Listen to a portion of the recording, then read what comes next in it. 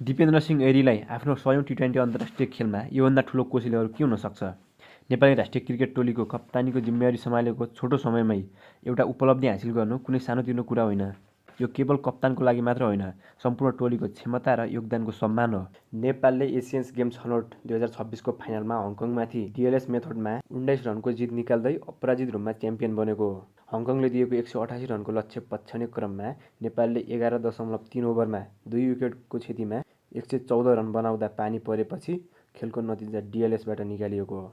नेपाल पछिल्ला कयौं प्रतियोगितामा फाइनल पुगेर हारेको थियो। अब यो जितले सम्पूर्ण टोलीलाई एउटा विश्वास दिलाएको छ र पुराना हारमा मलमपट्टि लगाइदिएको छ।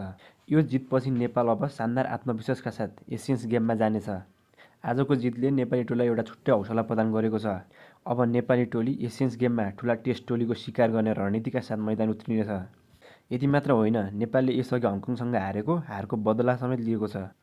अब नेपालले एसियन्स गेममा भारत, पाकिस्तान, श्रीलङ्का, बङ्गलादेश जस्ता टोलीसँग खेल्ने अवसर पाउनेछ। नेपाली टिमले देखाएको छ कि हामी जुनसुकै टिमलाई हराउन सक्छौं।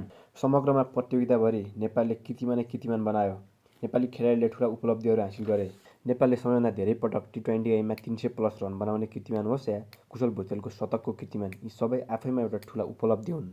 यस्तै आजको खेल खेलेसँगै दिपेन्द्र नेपालका लागि 100 टी20 खेल खेल्ने पहिलो खेलाडी बनेका छन्। यो कुराले दिपेन्द्र नेपालका लागि कति भरपर्दा खेलाडी हुन् भन्ने कुरा प्रष्टै देखाउँछ। र समग्रमा सम्पूर्ण नेपाली खेलाडीहरूले यो प्रतियोगिताभरि एकदमै उत्कृष्ट प्रदर्शन देखाएका थिए। अब भन्नुहोस्, तपाईँको विचारमा यो प्रतियोगिताको सबैभन्दा उत्कृष्ट क्षण कुन हो? आफ्नो विचार कमेन्टमा अवश्य लेख्नुहोला र नेपाली टोलीको यो सफलताका लागि भिडियोलाई लाइक र च्यानललाई सब्स्क्राइब गर्न नबिर्सनुहोला। हामी अर्को भिडियोमा भेटौँला। धन्यवाद। जय क्रिकेट।